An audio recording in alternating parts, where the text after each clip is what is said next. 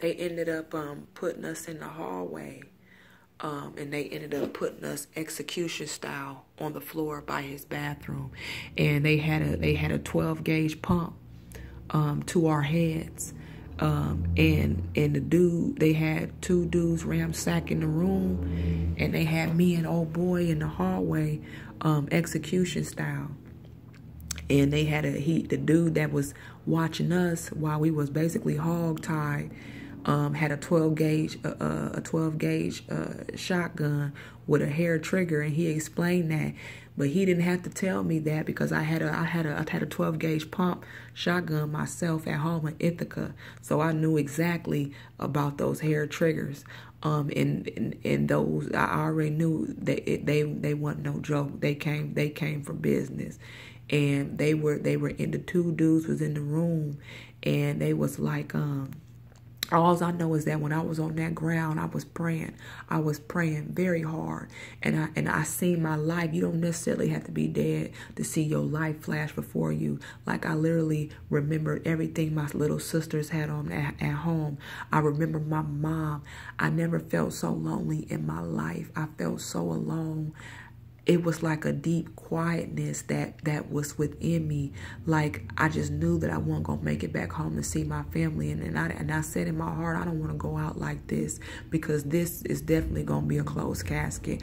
I knew that. And I just prayed. And when I prayed, I seen a bright light. And I don't know if anybody else seen it, but on the side of me, I seen a bright light, like, flash, and it was dark in the house. I seen a bright light flash like that, and I just prayed, and I said, I gotta accept whatever come, because I put myself in this situation. I should have known better, and I put myself in this situation. And the Lord's will is the Lord's will, and I had to respect it and accept it. And I knew what life I lived, and I knew what comes along with that. And that's a whole nother ball game that we're going to talk about, is about your choices and your decisions that you make, because you got to be able to live with your choices and your decisions that you make. The Bible says that we're supposed to ponder our past. I know that now at 33 years old, but back then everything was really a game, and I didn't really stop and ponder on things. But and I got the consequences right at the end. But I know better now, and that's what I want to try to teach you guys and let y'all know, so y'all can make righteous decisions and start doing the right things before it's too late for y'all. Because a lot of us don't make it out, and we die in our sin. We end up being dead right there in a wrong situation, when it don't even have to be that way. But they was like, they told him, they said, nigga, if we don't find this dope, if we don't find this money, we killing you. And I already knew that if they was going to kill him, when they sure enough wasn't going to leave me there.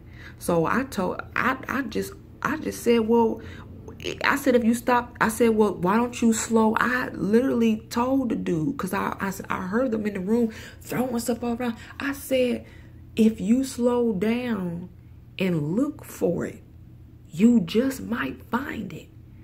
And the dude actually stopped and looked for it, and he did find it. Because I'm like, if you doing all that, ain't no sense of killing nobody behind something that's actually in there, but you can't find it because you moving all fast. We're down here. We're not going anywhere, But they hype. So it's like, okay, well, just, slow down for a minute. They're trying to at least reason.